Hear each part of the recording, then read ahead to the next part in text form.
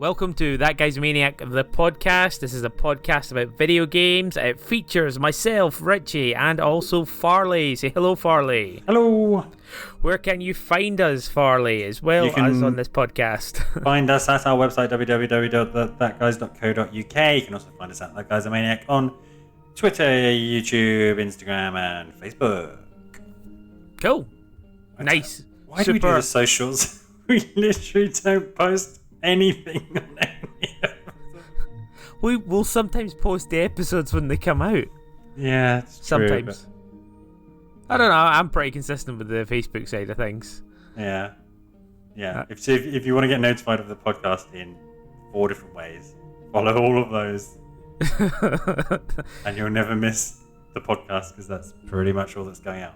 Yeah. Even though we pretty much always put it out every week on a Wednesday, but can't wait to see that tweet telling you and reminding you. Anyway, right, okay, that's our intro. It was succinct, and then we just decided to be self-deprecating. You don't have to wrap up the intro. I have to tell people that is the intro. That was intro. Segue. Stop making it more intro. Just segue. Just cold segue. Okay, we're segueing. What were we segueing to? We're segueing segueing. Feature bit. Yes, our new feature bit. Our new feature bit where one or other of us will come up with a video game quote and the other person has to guess what it is. Yeah. Now, you have given me some pretty brutal ones and we're keeping score and we're going to keep it for the end of the season. Is that correct?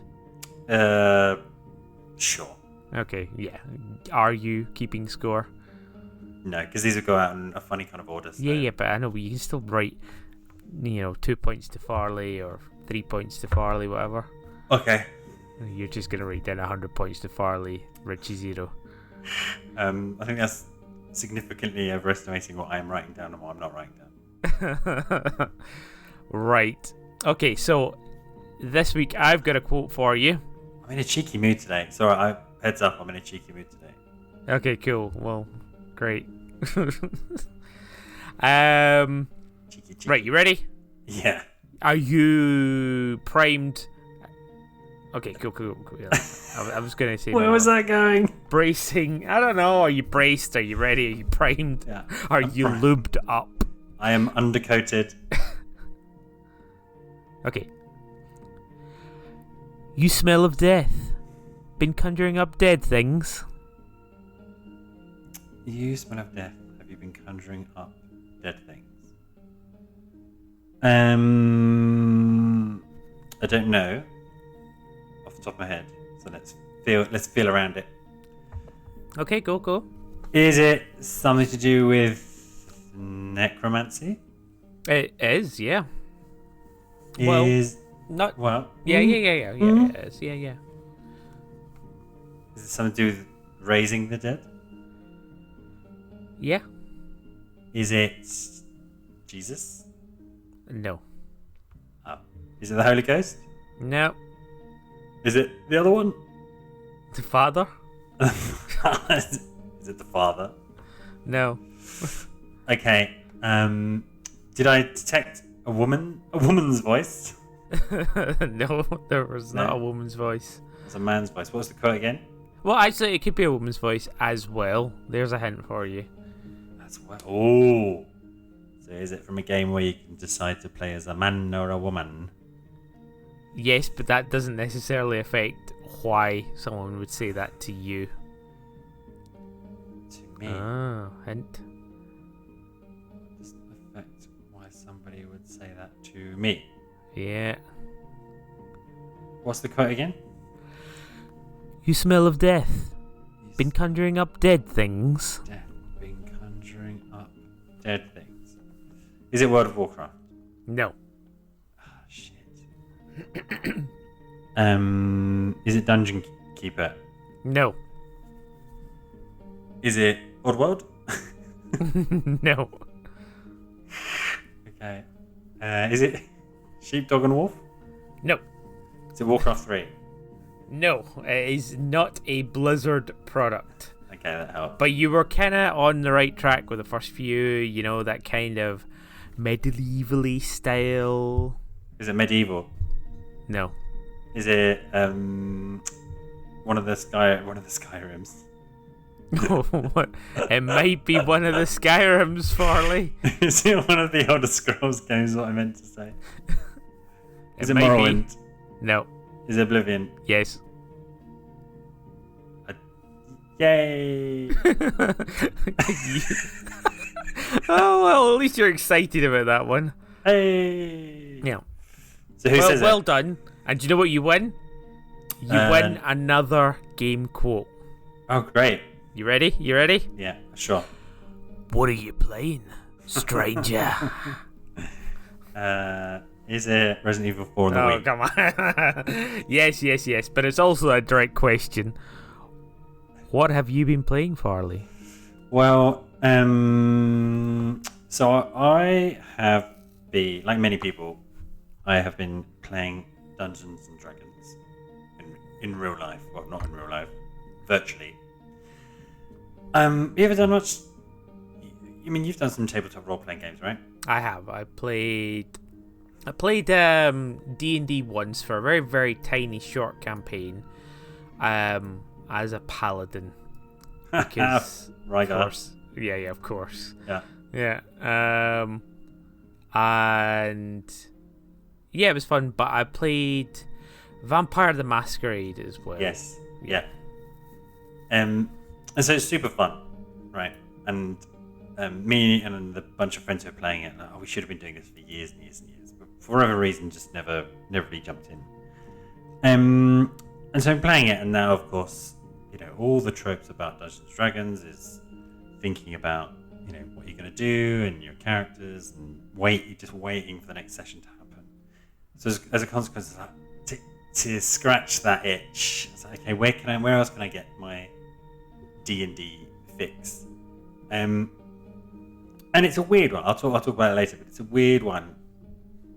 There's like a whole genre of video games which are based on other games, but the games are never as good as the thing it's based on. Yeah. You know what I mean? And obviously, this is also true of many tabletop role-playing games. Right? Vampire the Masquerade game wasn't great. Although, did you like it? Video game? They've all been consistently good. Yeah, the Vampire Masquerade games. Okay. The Bloodlines is like always highly, highly rated, especially amongst the White Wolf fanatics as well. Yeah, it has a bit of a cult following. So anyway, desperate to scratch the itch, I saw that Dungeons and Dragons Dark Alliance, the new one, because there is an older Dark Alliance. I think is it Baldur's Gate Dark Alliance? Yeah, and Dark Alliance 2, in fact. The new Dungeons and Dragons Dark Alliance game was on sale on the PlayStation 4, and so I thought, I'll buy that and play that. And I did. Good story. Awesome. And it's not very good. Okay. So it's a disappointment. It's really not very good, yeah. And which is why it goes back to, you know, games which are based on other games which aren't very good. And yeah. I mean, obviously, a Dungeons and Dragons video game is never going to compete with, you know, the limitless imagination of a bunch of people as they collectively tell a story together. But this one is just, it's maybe it's like a modern day movie tie-in. That's what it feels like. Oh, okay, yeah. So it's very much by the numbers, fairly egregious DLC, and it really doesn't need DLC. you know, and I didn't look it up actually, but yeah, I should look up the percentage rates of, you know, the getting the trophy for completing the DLC, because it cannot be many people out there at all. And it's kind of a third-person action game. Of course it is. You know, as you level up, you unlock abilities and you buy equipment, and it's so by the numbers. Perhaps it thrives in multiplayer, but I didn't play in multiplayer. You don't need to play in multiplayer either. There is a gear, like tiers of gear. Tears of Gear. It's like Gears of War, except it's sadder. Tears of Fears, Gears of War. There's tiers of gear, and then there are sets you can collect, but it's not particularly, there's only like 5 items per set, and you can get shitty and rare and epic versions of each of those. And then you just basically button mash through these dungeon areas. There's a bonfire, but it's this thing, but it doesn't really work like Dark Souls. And it's just not very engaging. And so I played all the way through with one of the 4 characters. So there are obviously... Which character did you go for? Well, let me give you a rundown of the types, and you tell me. So they're based on this long-running series by author R.A. Salvatore, who's written 1,400 different D&D books. Most of them are based around Drizzt. I don't know if you've ever come across the character Drizzt Do'Urden, who's a drow rogue who is kind of the hero of many of these stories. And then there's a dwarf called Bruno Battlehammer, because what else would his name be? Some big barbarian dude called Wolfgar, and then a archer lady called Catty Bree.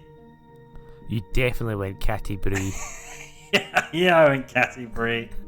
I mean, there wasn't even a second of doubt in my mind. And the DLC, which I did not purchase, is for a tiefling something, I think, like a wizard. All right, okay. It comes with a few extra levels. You button mash your way through. Each of the levels has a different theme. There's an ice level and a mine level, and so on. And at the end, you fight. Spoilers for Dungeons and Dragons: Dark Alliance, which came out in 2021. Oh, quite new. You fight a behold at the end, and then you win. But it tells about the Dark Alliance in the title is not the alliance of your buddies. It's the alliance of the Dark Forces. So there's some giants trying to do some shit, and there's some goblins trying to do some stuff, and some other enemies I can't remember. And you kind of pack and slash your way through, unlock your abilities. When you die, you kind of go all the way back to the beginning of the level, which is quite annoying because all the enemies respawn. But they have quite a cool system when you hit these bonfires. So when you clear like a big hub area of enemies, you get this bonfire. You can choose to either top up your items and your health and your stamina, or increase the rarity of the loot in the dungeon. That's quite nice. Oh, that's quite cool. Risk reward syndrome system. So if you're doing well, you can also choose to do levels of all kinds of difficulties, which is where your scaling for multiplayer comes in. And the higher difficulty you go in at, the rarer the loot, but you can kind of nudge that up by. Yeah, it feels very Diablo-y, the way they sort of handle the leveling up. Better gear, the better your drops are going to be, sort of thing.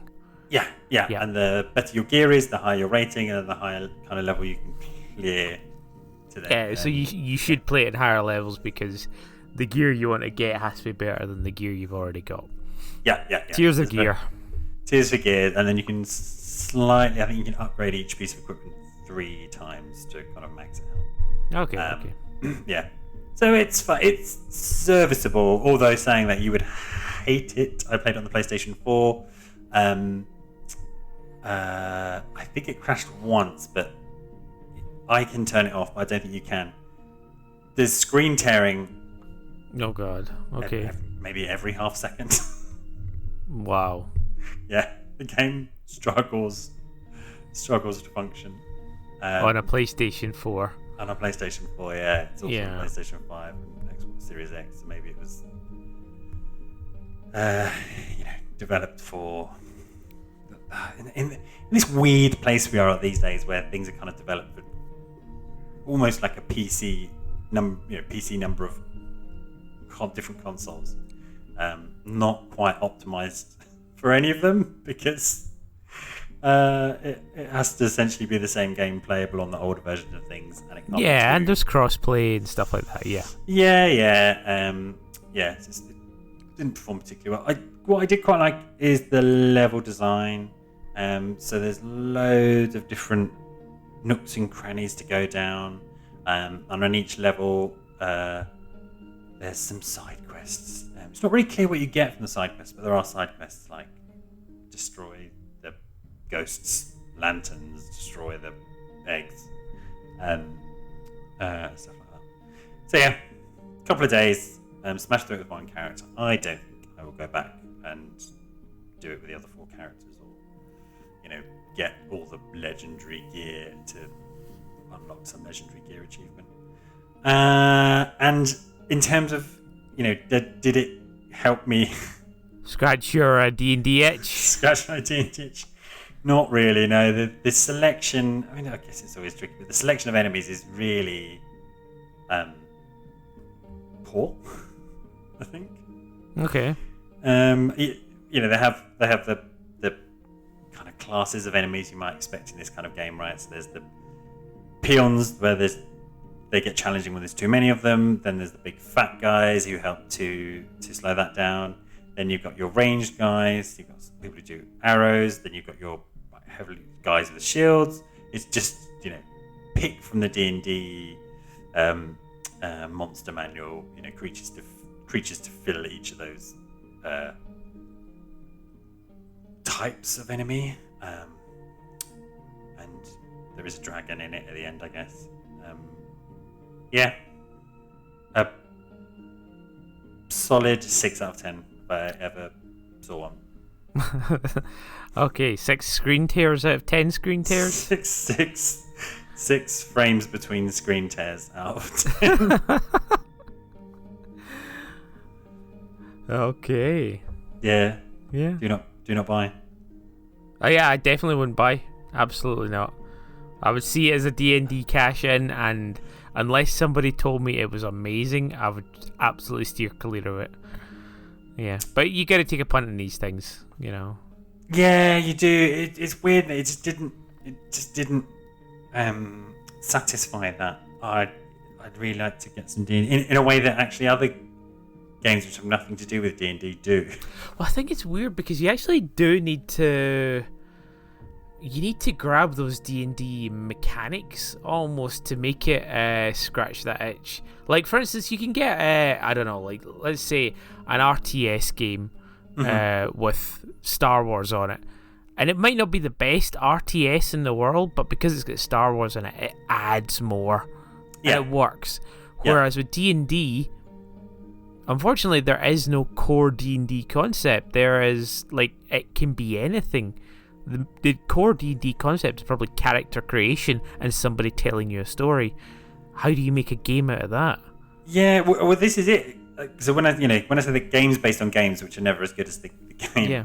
So Lego's the other one that I'm thinking. And although we have we like Lego games here a lot, they never have lived up to the promise of Lego, right? Which is you buy a set and you can build whatever you want. We've never quite seen that in a Lego game. There's been experiments, and there's the MMO, and there was Lego Worlds, which barely kind of functioned, but you couldn't build anything, and it was clever enough to be like, oh, you built a rocket and it will fly around. It would be, oh, at best it'll be you've built a static statue that can't move.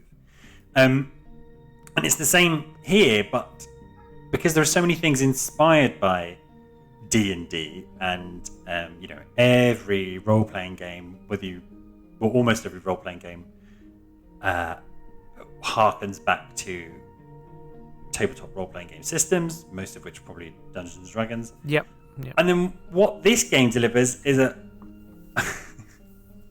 your characters are fixed, right? Okay, that's the opposite of what makes tabletop role-playing games really good. And the leveling system's completely uninspired. It's I've earned an ability point and there's maybe 2 choices on where I put my ability points in these trees, not the joy of dinging in any other kind of RPG, and like, oh gosh, should I go this? Should I go this? Or should I burn the points into this? Or shall I respec? None of that in this game. So yeah, almost any other game or many other games probably would have scratched that itch more than D&D. Yeah, fire up some Oblivion. Do some necromancy. Been conjuring dead things. I was playing Citizen Sleeper, which has a dice system in it. There was that other brilliant little level 5 game on the 3DS. Oh, it was so good. Where you played as little miniatures, almost like playing a D&D game. Okay. You even had the dice rolls, and it was rock solid and very fun. I should have just played that. I should have saved my fucking money and replayed a game on the I'm 3DS. Friday Night Monsters. Yeah. That experiment. Guild. It's one of the Guild series of video games. Crimson Shroud. There we go. Okay. Crimson Shroud. Of course, it's too late. Is it too late? I think it might be too late to pick it up if you've not already picked it up off the eShop. Yeah. Death at the 3DS. Oh, they're the way to bring a downer. Anyway, yeah. I'm. In fact, I might do that after this podcast. Is pick up Crimson Shroud. Start playing it. You get to roll the little dice. You see little minis, and yeah, brilliant. Dark Alliance did not facilitate any of that. Anyway, enough about you. Yeah. What have you been playing? Right. I'm going to say what I've been playing, and then I think after that we should do a collective what have we been playing, because we did a meetup, a TGM meetup. We played some games just before the next wave of the pandemic. Yeah. So I have been playing. Oh shit! I forget the name of it. The new Teenage Mutant Ninja Turtles game, Shredder's Revenge or something like that. Yeah. So tell me about this, because I've seen some stuff about it, but I just did not have the energy to look up. Is this a remaster, a remake, a new game, a demake? Brand new game. Okay.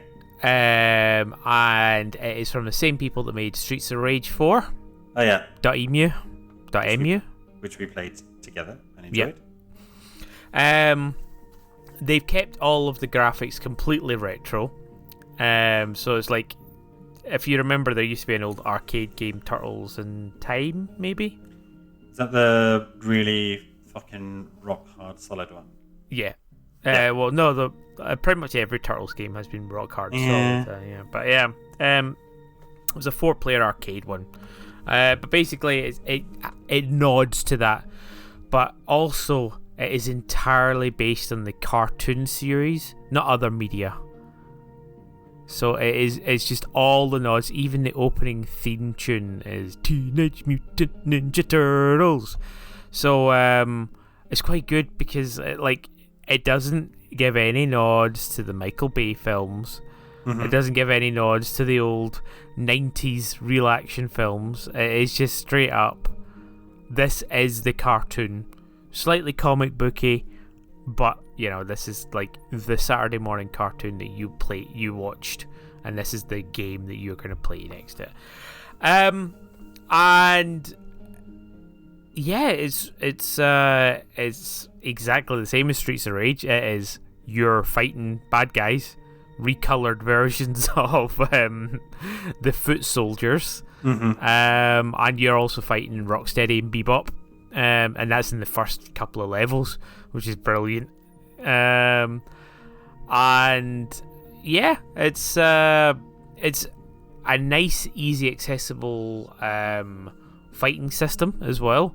One of the things that it's good and bad with Streets of Rage 4 is that they introduced a system where your health fueled your special system. Do you remember this? I do, yeah. And you were okay as long as you kept hitting things, right? Yeah. So if you get a combo, you gained your health back. So the higher your combo was, the higher your health back. Risk and reward. So if you can keep that combo up, chances are you're not getting hit anyway. But you can decide at any point, you know what, I'm just going to stop. I'm not going to progress. I'm going to let the combo timer run out, and I'm going to get my health back and then continue on. So you have that option with Streets of Rage 4. But instead, they just replaced it with a ninja power meter or something like that, a mana bar. It's even blue. And that's just nice. And everything's fluid. Good fighting. And I played as Leonardo and April O'Neil. April O'Neil, by far much more fun to play as. She has basically a short range hits, but her specials is like pulling out a Channel 5 camera. So she can swing that around, and she becomes a bit more lethal. Man, what was the name of her creepy cameraman? Is it Vernon? Is he in it? Possibly. I don't remember a Vernon, unfortunately. Do you know, in the cartoon, it was just this really annoying. Her co-anchor. Yeah. Yes. I think he is actually in it. There's somebody gets kidnapped by Rocksteady. I haven't played through the entirety. I've only played through the first few levels. And we're saving, or we're stopping Rocksteady and Bebop save Krang's body's head. Okay. So you remember the weird body that Krang went around on? His head seems to be missing, and it seems to jump about and stuff like that. So whatever's going on there. And it's just really focus on hit, and you get some rising combos, and it's good. It's actually it's fun. You can button mash as well if you really want to, and it doesn't really penalise you too much. And of course, it just nods to Saturday morning cartoons, and like just hearing that intro, Teenage Mutant Ninja Turtles, this is what I want. And as a side-scrolling beat 'em up, which seems to be the games that I prefer nowadays, it has been it's absolutely solid 9 half shells out of 10. Yeah, it seems to be. I was looking up on Metacritic, and it seems to have mostly extremely positive reviews. And I was also looking at the number of Teenage Mutant Ninja Turtle games there have been, and Jesus Christ, there have been a lot of them over the years. Yeah. But I think quite a few, and they've been in lots of things as well. Injustice. I think they were in Fortnite at some point. All right, okay. They're in the Nickelodeon Smash Brothers. There's been a lot of them, but I think they've had quite a good run. Certainly a higher hit rate than other media like Star Wars, for example. Yeah. Cool. I always did want to, because my only exposure to it was the cartoons and then the live action movie, and then sort of lost interest when they rebooted it several times and the new movies weren't fantastic. I didn't dislike the new movie, the Michael Bay one. I got over the nose thing very quickly. I don't know if was there more than one. Yeah, there is this too. I think Megan Fox as April O'Neil was quite good. Right. Because of her good acting skills. Yeah, exactly. Her great acting skills. Jeez. But I've always meant to go back to source. I never have done, because I gather that the original comics run Yeah, I mean, I have no idea. Like, no, it was like very dark, but also very wacky, and they end up in space, and there are this huge cast of characters, some of which kind of made their way into the Saturday morning cartoon, but many of them didn't. Yeah, I came up against some other mutants like Rocksteady and Bebop called Ground Chuck and Dirtbag. Ground Chuck and Dirtbag. Yeah. So Ground Chuck is basically a woodchuck style guy that can dig underground. Oh wow, yeah. I don't remember those two at all. Nah, me neither at all. No. Yeah. But yeah, like as a game, as a solid side-scrolling beat-em-up game, if you like a bit of retro, if you like a bit of Turtles, it's a godsend, and I'm really chuffed with it as a game and a purchase as well. Just as soon as I heard that it was the same people that made Streets of Rage 4, I was like, I'm in, I'm buying it, I'm down. I wonder what it is like, because you can play 4-player, right? 5-player, weirdly. Wow. Yeah, I wonder what that one must be like, and if it becomes super easy or if it is just pure chaos. I'm sure it's easy. I mean, I've been playing single player and it hasn't been too hard. Yeah. I haven't played it on the top level though. Okay. Who's your favourite turtle? See, I don't know. I think because Turtles have been with me since I was 8 years old or something like that. Yeah. And I think I always liked Raphael as he was edgy. Yeah. But then Michelangelo was cool, and I feel like I'm just singing the intro now.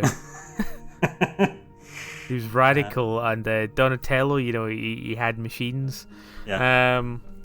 But yeah, no. I like looking at the characters and like choosing. For some reason, I chose Leonardo because I was thinking, you know what, the guy's got samurai swords. Yeah. 2 of them. He's the most lethal of the lot. So I thought, yeah, I'll go him. But then I played as April and I was like, this is so much more fun. way more fun to play as. But I haven't gone through the other characters. They've got Splinter in there as a character, and I believe you can unlock more, like Casey Jones as well. Yeah, I'd be super surprised if you couldn't unlock a whole bunch. Yeah, like Shredder even. But yeah, I don't know. I don't know who my favorite turtle is. Honestly, I couldn't pick one. And as I said earlier, I've ended up going for April O'Neil. What about you? Who's your favorite turtle? It's always Raphael. Yeah. Okay. Cool. Yeah. Worst weapon? Yes. Particularly, I remember one of the Turtles games on the Amiga, where you could choose a turtle, play through until they died, and then you got to pick one of the other turtles. Yes. So you always picked Raphael first because you wanted to see how far you could get, and then use the good ones. Yeah. I must have played this game as well, because that's exactly I know that feeling. Cheese bosses with Donatello, easy. I think Michelangelo had quite a range as well, but yeah, Raphael just had these tiny little, 0 hitbox little size coming out. I think it was just called Teenage Mutant Ninja Turtles, it was Konami. I mean, I'm totally googling it right now. Yeah. Brutal. Oh, okay. And it had like overhead. You play overhead sections. Oh wow, this isn't too unlike the NES one. Oh, fuck off. Sorry, I clicked on a YouTube video. Great for our readers. Hey everyone, I'm watching a YouTube video and podcasting about it. Yeah. Anyway, yeah. Tough as nails, that game. It is exactly the NES version. And that's the one that was horrible because if you walked in any direction off the screen, the enemies would respawn. Yeah. And it was one of these ones where they would just blind appear. Yeah. Oh my god. This is actually... Yeah, it's... I mean, nobody cares. Yeah, like even the way Donatello's stick animates, that sort of weird... It appears from the bottom and appears long. Yeah, that's exactly from the NES version. And I played the NES version and it was just awful. Such a hard game. Yeah. Okay, cool. Right, I'm glad that you've had a similar experience with me. Yeah, the top-down thing, where you could actually lose lives as well on the top-down thing. Yeah, and then it was quite... I remember it was quite easy to get lost as well. Yeah. Going from one place to another and taking shortcuts. I think you could fall down from places, which meant you had to go all the way around. Yeah. Yeah, I remember... There was a big boss character, which was basically I want to call it the Technodrome? Is it the Technodrome? The Technodrome. Technodrome. Is that where Krang used to live? Yeah, the big wheeled thing underground. Yeah, and you actually fought something like the big Technodrome with the eye. Oh, this is rubbish. Sorry, yes. This game is terrible. But yeah, it's the game that I was talking about is amazing and it's awesome and it captures everything Turtles. And I think if you can play it,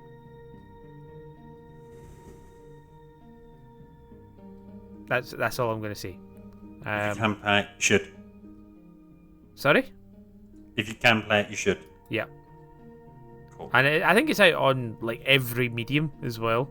Yes, there's definitely a Switch version and PlayStation and Xbox as well. Xbox and both Steam and Epic.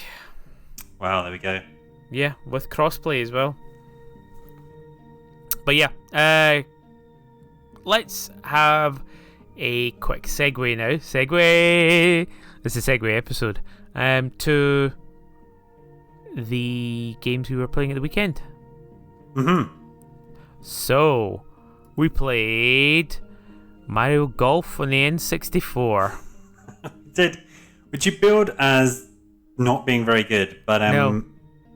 It was like, I thought it was fine. Yeah, like, I think it's because golf games are the same. No, see, I'd been playing PGA one, and the system for that whole where you click, the 2-click methods, like you click at the top of the swing and then you've got to get it bang on so you hit the ball straight and along. You cannot say that the Mario Golf one was unforgiving or forgiving in any fashion. It was quite unforgiving, and you had to press it in advance of when it actually appeared on the screen as well. So there's this weird sort of disconnect with the actual swing system as well. No? Yeah, there is, and it'd be interesting to know whether that is. I'm sure there are some people out there with frame counts, whether that's something to do with emulation or controller lag, yeah, or whether that was built into the original game to present a bit of a challenge. Yeah, if you see what I mean, because it'd be just too easy if when you press the button you could easily stop and hit the meter. But not really. It's moving quite fast, and I think that's what is the benefit of modern games, because you still, you can still go a little bit either way, left or right, and you're not hitting with the ball connecting. Whereas this, I don't know. It was a little frustrating. Also, the mechanics for where you hit to and how you get there is a little clunky. Yeah. Okay. I mean, and limitations of the N64, even though you're only looking at not very big golf course. It was there was just too much stuff going on. How do you change the place where you hit the ball? It wasn't really, didn't seem to have much freedom in how far you could hit it. Yeah, and also you had no gauge for like the green. You got on the green, it said it was X amount away, but you had nothing to say, how hard should I hit the ball? Yeah. I don't know, I'll just hit it full force and see what happens. And or so there was a little bit of blindness to it.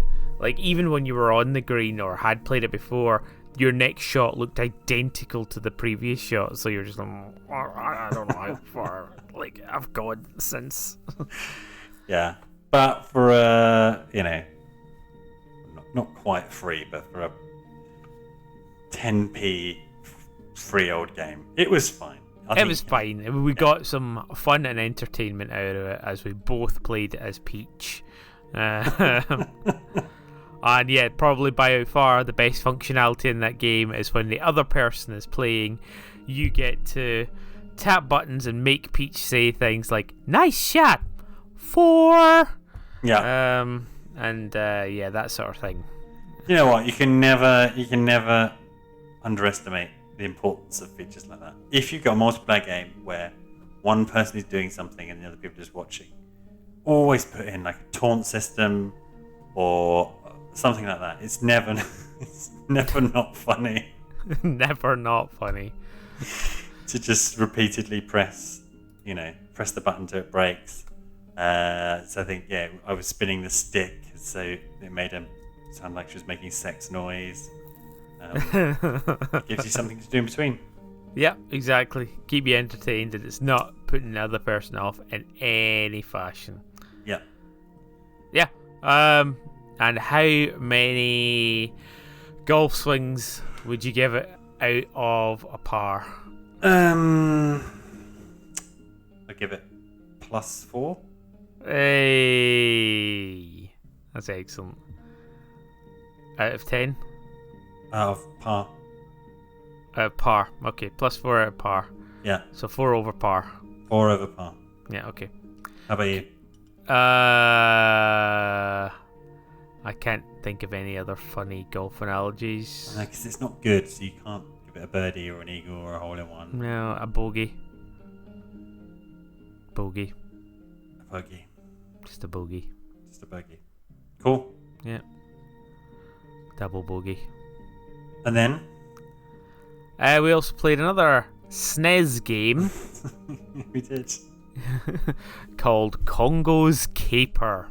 Congo's Caper. So, as many critics of the weird thing that is Nintendo Online Switch subscription emulation system expansion Pass Plus have pointed out, the order in which, or the selection of NES, SNES, N64 and Mega Drive games which are available is an eclectic mix, I think you say. Yes. Yeah. There are some Stone Cold classics on the systems, and there are Stone Age classics. There's some weird shit like Corby's Cronut. What's it called? Congo's Caper. Congo's Caper, which is one of 100 games which seem to be released on old Nintendo systems set in the Stone Age. There's at least 3 on the Nintendo Online Switch where you're playing as some kind of caveman running around with dinosaurs and fossils and whatnot. So we picked this one because I think neither of us had either heard of it before. Yeah. And it was 2-player. Although it was the old school 2-player where you watch each other plays and then the other person plays. And you go, oh, I saw where you died. Let me play that exact same level and see if I can get further. Yeah, or fuck it up in some way and do something different. Yeah. And so initial hit of this game, or the initial mouth taste of this game is, it looks a lot like Sonic. Yes. The levels look like so Sonic. So much. Yeah. He has like an idle animation that looks like Sonic. When you when you nudge to the edge of a platform, he has a he has like a animation. So the gimmick here, set in the Stone Ages, is when you get hit by something, you turn into a monkey. So instead of going from Mario to Little Mario, you go from caveman to monkey. Yeah. And then if you pick up a red ball, which to be honest is quite a lazy, make it anything else. It's a red ball. Yep. You evolve into a human with a tail.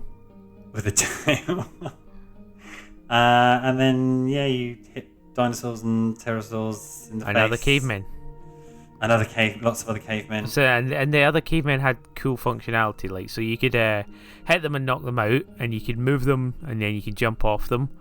If you get a red-headed one, you can do mega jumps off them and things like that. So it was good fun. Yeah. Yeah. That was cool. So it kind of took the best bits from the big platformers at the time. Is you had a high jump, and then, although I don't think either of us worked out why you need to use it, that cool down dive. Yeah.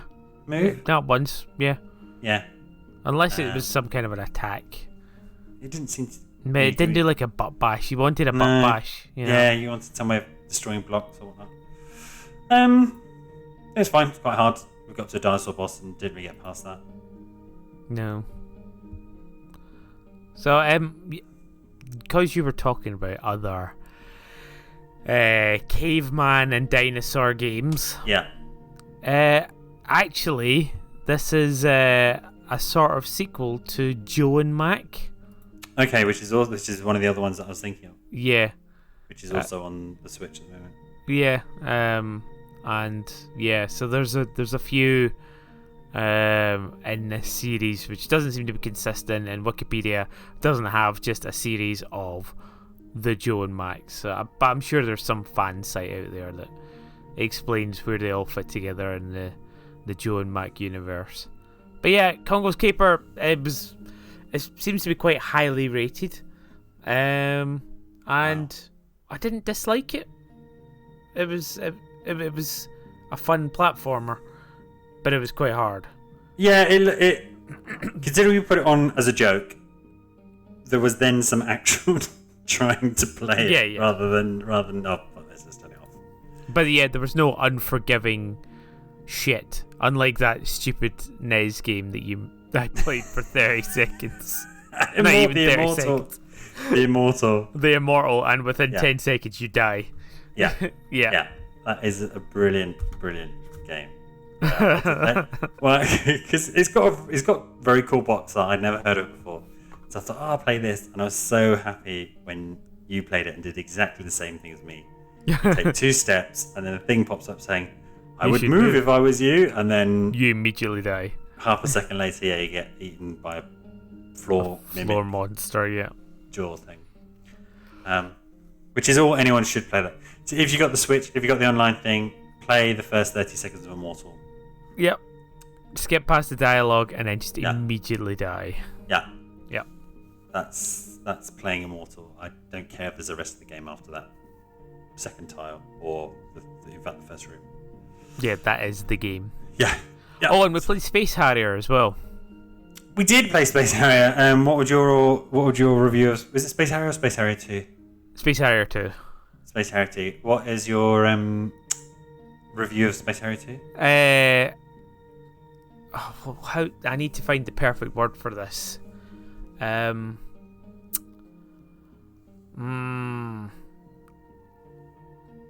Unforgivingly bad rubbish. I would say unforgiving. It's very, very unforgiving. You need to get into that rhythm. But even when you are playing the game, you can just so easily get shafted by a little bit of enemy fire, a pillar, and you're not even playing badly. It's unforgiving. It's just there's loads of shit flying at you. It's really hard to predict where the enemies are kind of firing. If you hit anything, including the architecture, which is flying at you a million miles an hour, you die. Yeah. and enemies will like fire projectiles at you, but those projectiles literally have 2 frames before they hit you, so you just have to wildly guess where they're going. And they're heat-seeking. Are they heat-seeking? Yeah, all of them are heading towards you. So the tech is just go round and round and round and round whilst dodging everything. Yeah, God knows why those games have got. I mean, we spoke about it a number of times, but in the past, back when you could only buy one game, I think that's why people fondly remember Space Harry. Yes. Because you had no other option, and maybe you could get your eye in, and maybe you got into it.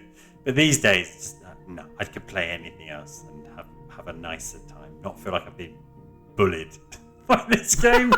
Yes, absolutely. That is it. You're just being bullied by the game. Just being bullied by Space Harrier 2, and yeah. By really, really indiscreet AI. Yeah. Yep. Yeah. I'm sure there is a path to mastery, but it's not for me. Yep.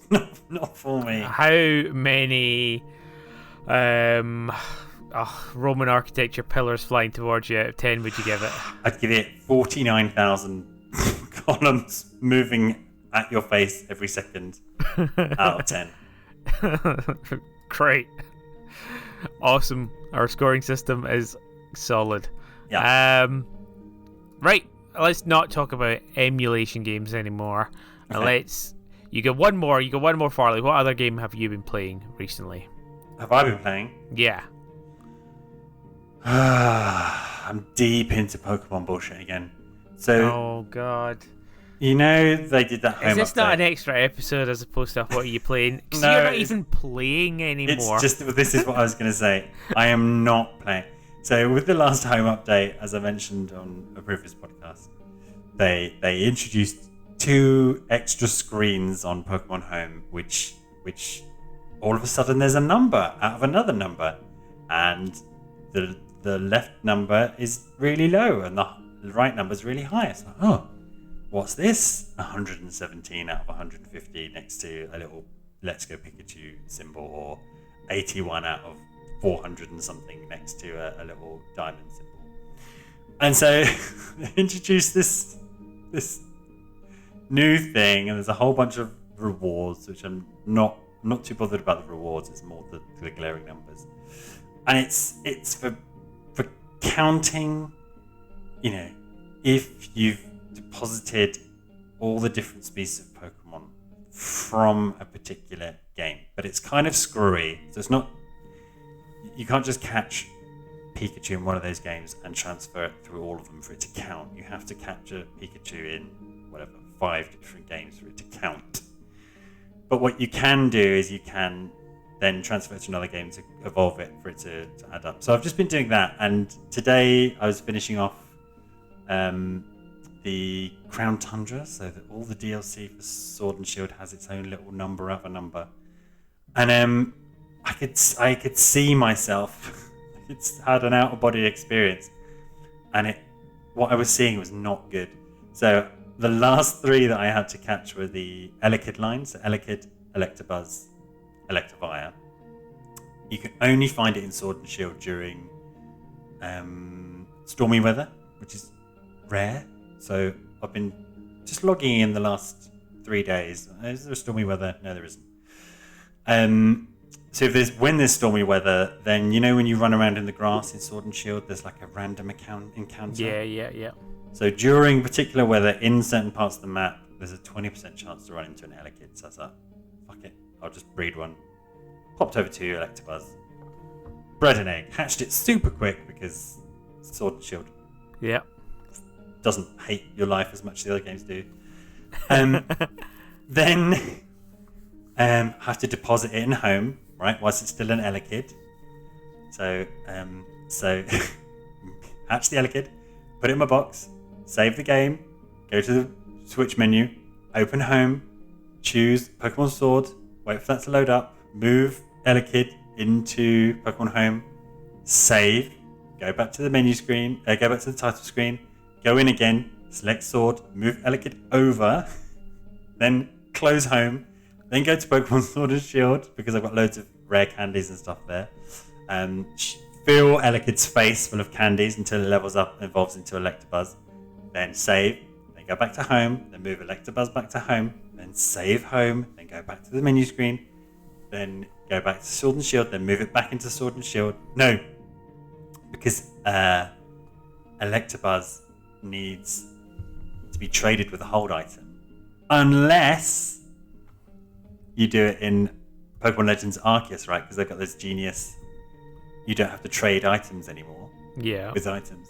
So, go back into home, move Electabuzz into Pokemon Legends Arceus, save, go to the menu, go to Pokemon Arceus, load it up, go to your box, get Electabuzz out, get the thingy item. What's it called? Electorizer? Yeah, Electivizer. Yeah. Yeah.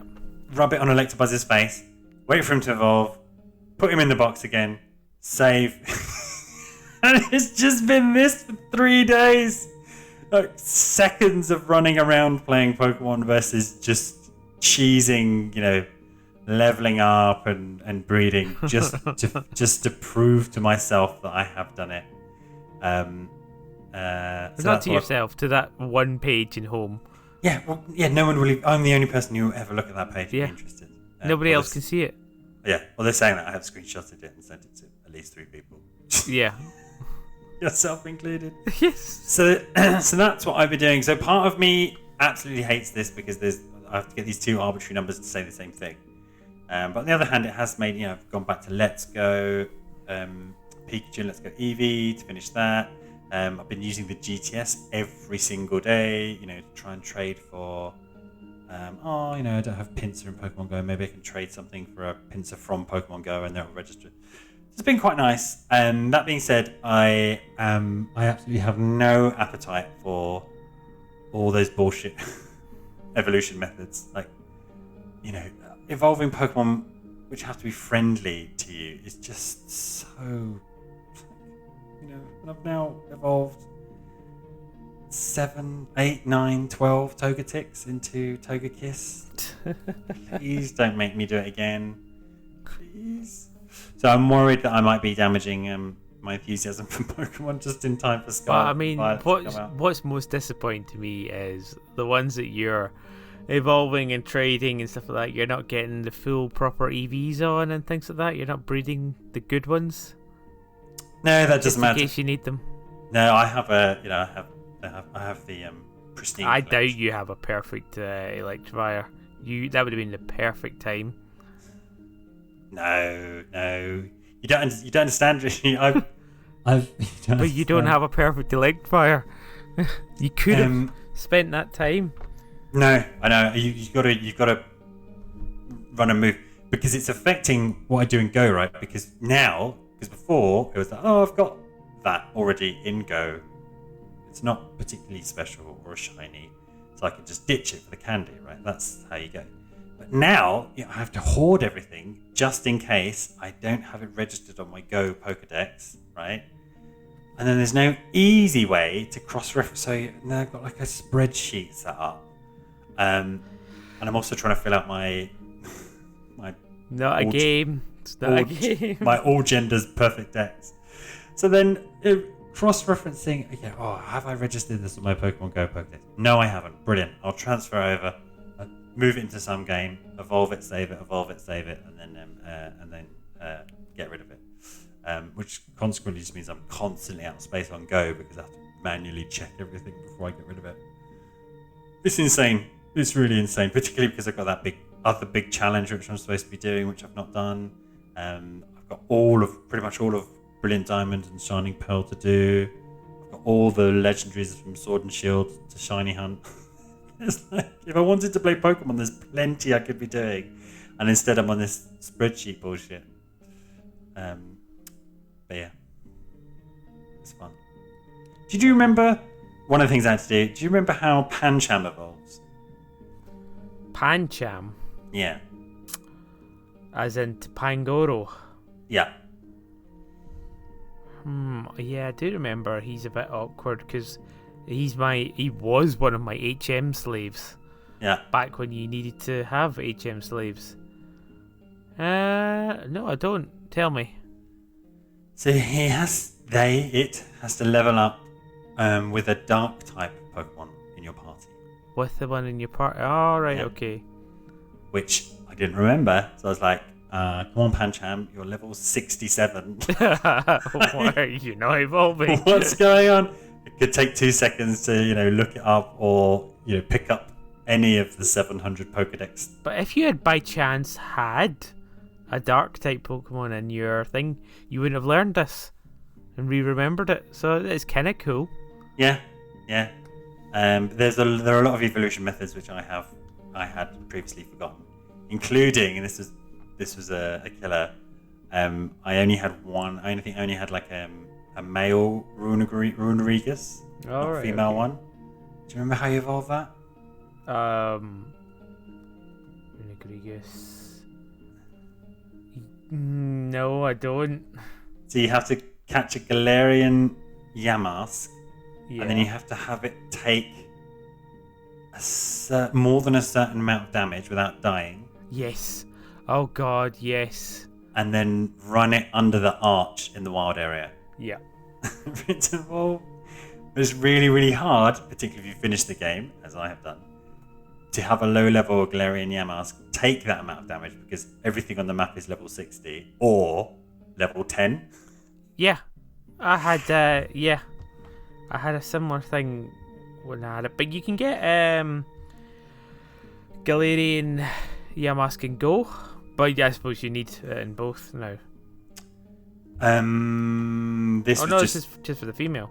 This is just the female one, yeah. Yeah. Yeah. I did it in the end, but Okay, good. yeah, it took me a while to remember all of these weird and wacky things. So that's fun. It's been work. Pokemon work. Work. Work. Pokemon work. And how many 9 to 5s out of 10 would you give it? I would give it 410 out of 902, which is my current progress on Pokemon Go. Okay.